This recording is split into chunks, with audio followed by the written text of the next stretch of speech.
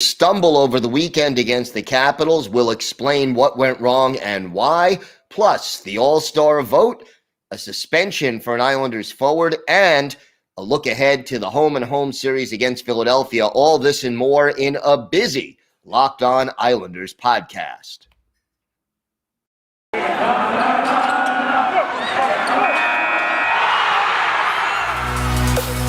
You're Locked On Islanders, your daily podcast on the New York Islanders. Part of the Locked On Podcast Network, your team every day.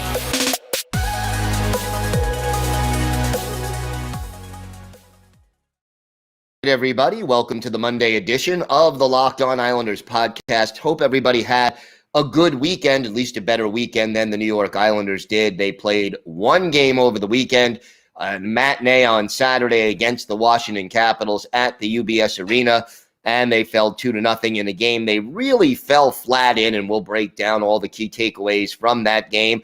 We also preview this tonight and tomorrow's home-and-home series against the Philadelphia Flyers, and we'll talk about a suspension for an Islanders forward and the chance to get one more Islander to join Adam Pelech on the NHL's All Star Team. All that, plus our Islanders' birthday today, and a lot more coming up on this episode of the show. If you've got something Islanders related on your mind, if you have a question, a comment, a topic that you'd like us to talk about on the air, feel free to email the show. The email address, lockedonislanders@gmail.com. And if you leave your first name and where you're from, we are happy to mention you on the air when we talk about whatever it is that's on your mind. You could also follow the show on Twitter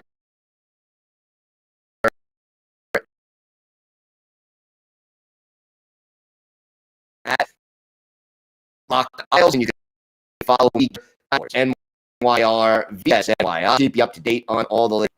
Basically, we will, let you know what's happening, and I also live tweet during every Islanders home and go. If you need some analysis, discuss something, get a comment, always great to interact with, and to hit me up on Twitter when the thought. All right, lots to get to on today's show, and a disappointing performance, really, for the New York Islanders on Saturday. They really had been playing better hockey in recent games, and then, they have a home game, yes, against the Washington Capitals. The Caps had lost 4 straight, but look, we all know they're a good team. They're a contending team. So you had to figure that this would be a little bit more of a challenge, but you also had to think that this Islanders team would be up for the game, ready for the challenge, excited about the opportunity. No.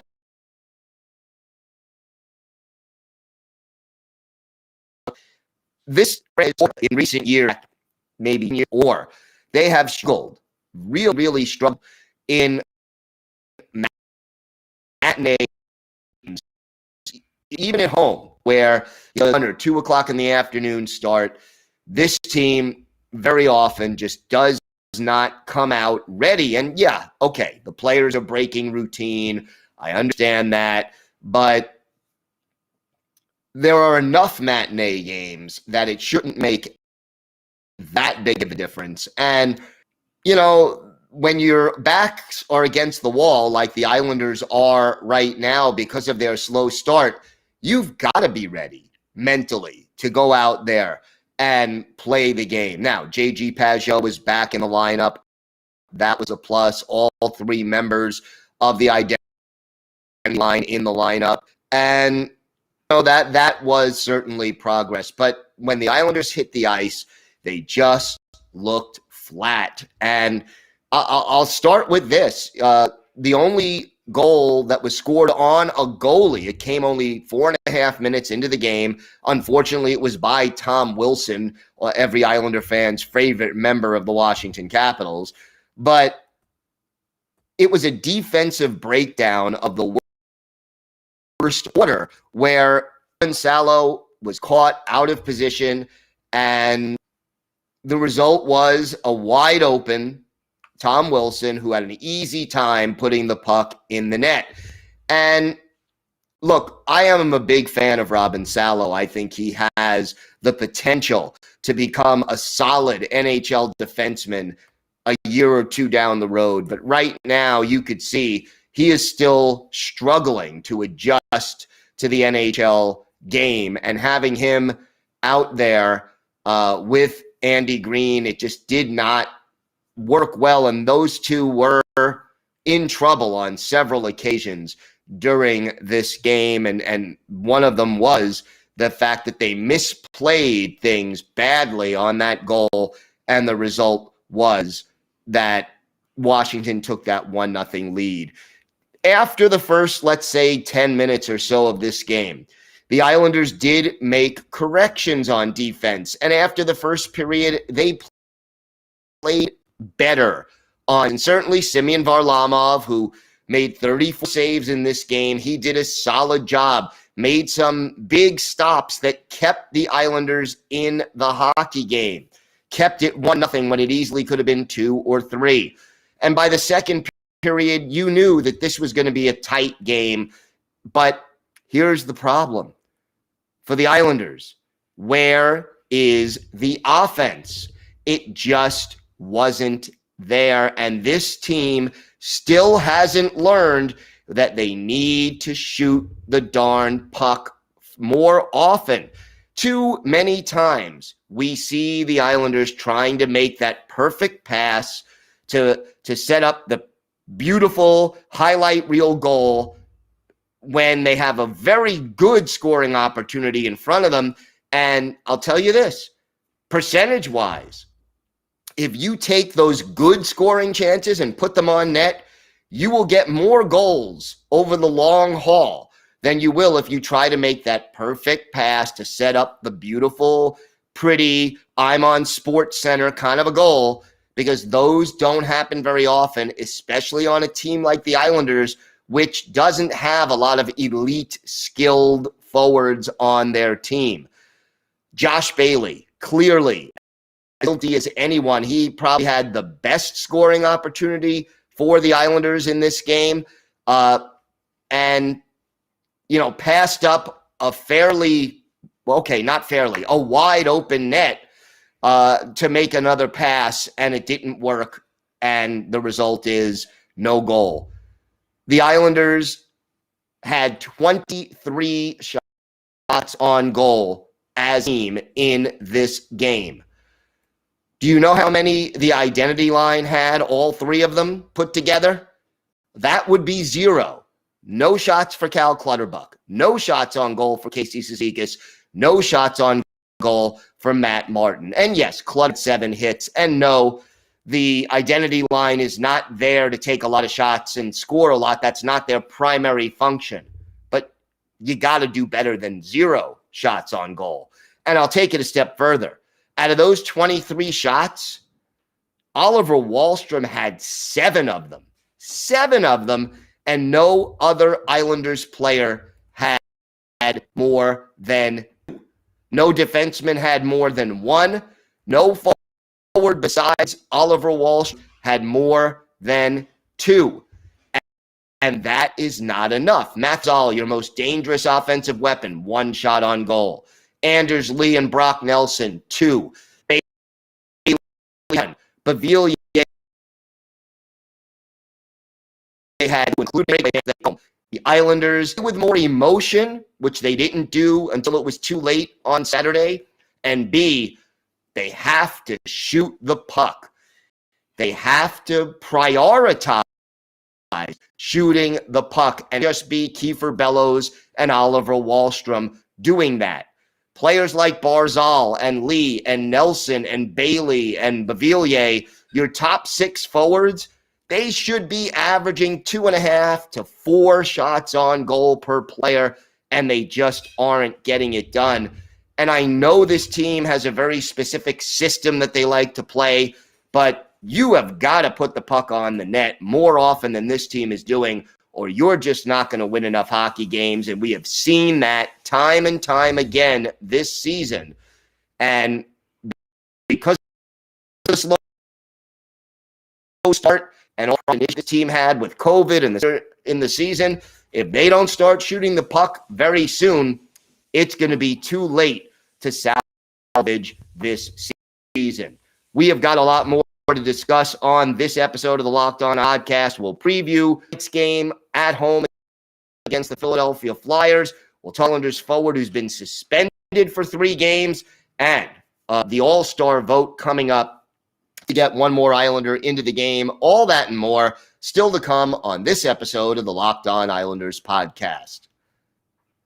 Today's episode is brought to you by your friends at Built Bar. It's the new year, and that means New Year's resolutions. And if yours is about getting fit or eating healthier, make sure you include Built Bar with your plan. Built Bar is the protein bar that tastes like a candy bar, maybe even better than a candy bar. So Built Bar makes it easier to stick to your resolution because it tastes so good, you'll want to eat it. Unlike other protein bars, they could be chalky or waxy or even taste like a chemical spill.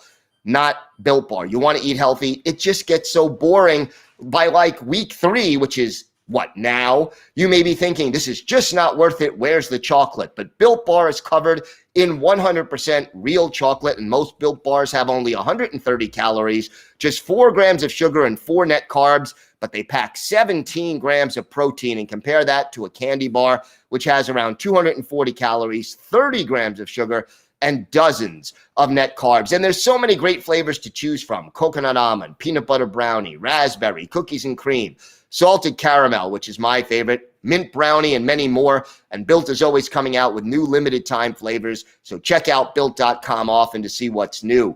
Go to Built.com, use the promo code LOCK15 to get 15% off your order. That's promo code LOCK15 for 15% off at Built.com. So the Islanders got some news before the game on Saturday. It happened, I think, Friday afternoon that it was announced that Ross Johnston has been suspended for 3 games after he made a high of new Greer. That took place on Thursday. And look, good miss a shift. Really, initially, they left the game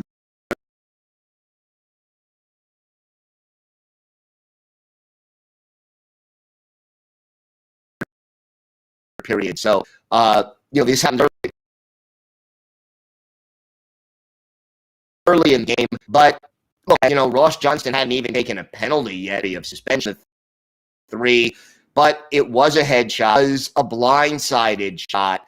And Johnston, his size kind of works against him, but he did hit him up. And if you watch it, kind of difficult to watch. So, Johnston now going to miss 2 more games.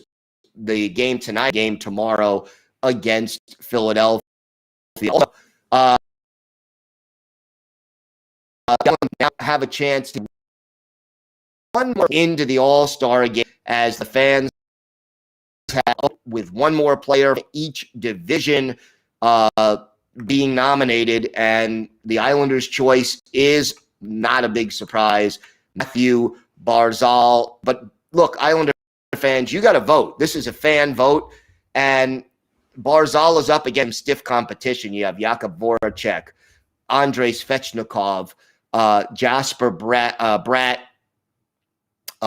Mika Zibanejad, Cam Atkinson, Jake Gunsel, and Evgeny Kuznetsov. I hate to say it, but really, Barzy, even though he's as talented as any of those guys, doesn't have the numbers overall. Barzy has 22 points. Hey, Zibanejad has 21 assists. Atkinson has 28 points. Gunsel has 37. Bratt has 32. It is not going to be easy for Barzy to get in, but Islander fans, it's in your hands. So vote early and vote often. I believe you're allowed to vote as many as 10 times a day until the time. Islanders set for a home against the Philadelphia Flyers. And again, Philadelphia Philadelphia, this is a team that is really in a slump. They lost again to New York Rangers over the weekend by a score of 3-2. The third straight game they've lost by a 3-2 margin. Their losing streak continuing. And look, this is a team that's been struggling on both sides of the ice. Goals for, they're 25th in the league. Goals against, they're 24th. Power play is not very good. They're 25th in the league with a 16.3 power play conversion percentage. The penalty kill a little better, more toward the middle at 19th with a 78.3% conversion rate. But overall, Philadelphia struggling right now, and really the Islanders need to take advantage, and there's 4 points on the line.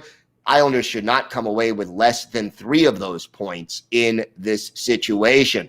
Claude Giroux, their captain and leading scorer right now with 29 points. He leads the team with 18 assists, tied for second with 11 goals. Cam Atkinson is their leading goal scorer. He has 15 goals and is a +9 right now. So the other, Joel Farabee, has 11 goals as well. James Van Riemsdyk with 9. But again, Philadelphia just struggling in the goaltending. Carter Hart and Martin Jones, neither one of them outstanding. I mean, Hart has a 2.94 goals against average and is 7-12-4 on the season, a 911 save percentage. Martin Jones, they seem to play a little better in front of him. He is 6-5-2, but the save percentage 909, the goals against average 3.33. So again, this team is struggling. We look at the line combinations from their last game. Claude Giroux on the top line. He centers Joel Farabee and Cam Atkinson. Kevin Hayes is the second line center with James Van Riemsdyk and Gerald Mayhew on either side of him. Scott Lawton is a quality third line pivot. Oscar Lindblom and Travis Konecny are his wingers. And then the fourth line from left to right, Jackson Cates, Morgan Frost, and Zach McEwen. On defense, Ivan Provorov and Justin Braun are the top pairing. Cam York and Travis Sanheim second pick, and then Keith Yandel, who's having a season defensively, is on the third pairing with Nick Seeler. Injuries and COVID affecting every team right now. Rasmus Ristolainen on the COVID list. We'll see if he's able to come off before tonight's game. Check on Twitter. We'll let you know. On the IR, Sean Couturier, Samuel Morin, Ryan Ellis, and Nate Thompson, while Patrick Brown is out of the line. And we'll see whether or not, again, he or any of these players can get back time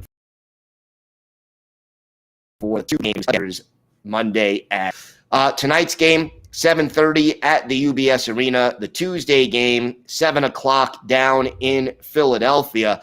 And the Islanders, again, you look at the standings, you look at the situation, and this is an opportunity for the New York Islanders to really pick up points. The Islanders right now are 5 points above the Flyers in the standings with 7 games in hand. If the Islanders can get 4 points out of this and hold Philadelphia to none, they'll be 1 point behind with 7 games in hand. Obviously, they need to get at least 3 points. And look, just shoot the darn puck. That has to be a change in mindset. We're still waiting to see whether Barry Trotz is coming back. No word yet. Also on the health or the return of Kyle Palmieri, but hopefully he'll be back soon. Although, I don't know what Palmieri adds offensively at this point. Big opportunity, crucial home-and-home division series here for the Islanders. And let's see if this team can get it done because, look, there's still 52 games left on the schedule, but we mentioned the Islanders need to get 2/3 of the available points out there, and winning a home-and-home series against the Flyers, this is a golden opportunity to get to that goal. When we come back, we'll have our Islanders birthday of the day and a lot more to come on the Locked On Islanders podcast. Today's episode is brought to you by your friends at BetOnline. BetOnline would like to wish you a happy new betting year as we continue our march to the playoffs and beyond. BetOnline remains the number one spot for all the best sports wagering action for 2022. It's a new year, and they have a new updated desktop and mobile website, so sign up today, and you can receive a 50% welcome bonus on your first deposit. Just use our promo code LOCKEDON, one word, LOCKEDON, to get started. From football, basketball, hockey, boxing, and UFC, right to your favorite Vegas casino games. Don't wait to take advantage of all the amazing offers for 2022. BetOnline is the fastest and easiest way to wager on all your favorite sports, so head on over to BetOnline, where the game starts. Time now for our Islanders' birthday of the day. We're a day one.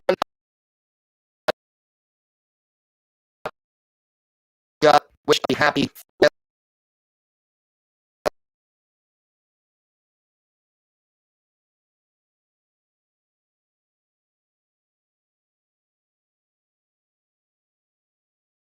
Ruslan thanking the stand.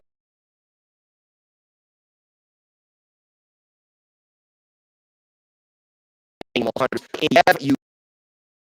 get out 2001 playoff where he scored 12 goals, 22 games. Snyder's agent for the two with the Bills had 16 goals, 33 points to go with 40 penalty minutes, then went on to play for the Pittsburgh Penguins and the New York Rangers. Had a second stint with the Flyers before heading back to the AHL and finishing up his hockey career. AHL with the Iowa Wild in 2015-2016.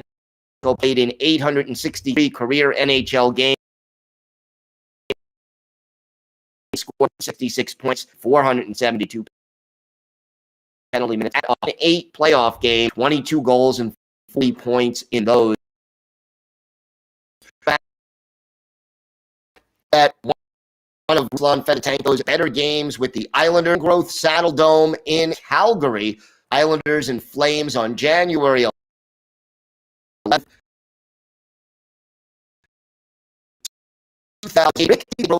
Leaders Mikov in between the pipes for games, and in the first period, Islanders getting on the board first. Mike Sillinger, his 9th from Bruno Gervais at 8:18. Islanders up 1-0 early on the Flames, but the Flames tied it at the 15:42 mark of the period. Owen Nolan, his 8th from Alex Tanguay and Damon Lankow. That made it 1-1. But 17 seconds later, the Islanders responding. Trent Hunter, his 7th from Freddie Meyer, and our Islanders' birthday of the day, Ruslan Fedotenko. 2-1 Islanders. And just a minute 9 seconds after the Hunter goal, Sillinger scores again, his 2nd of the game. Another assist for Ruslan Fedotenko and Trent Hunter. Time of this one, 17:08. 3-1 Islanders after the first period. Owen Nolan, however, gets Calgary closer, makes it 3-2.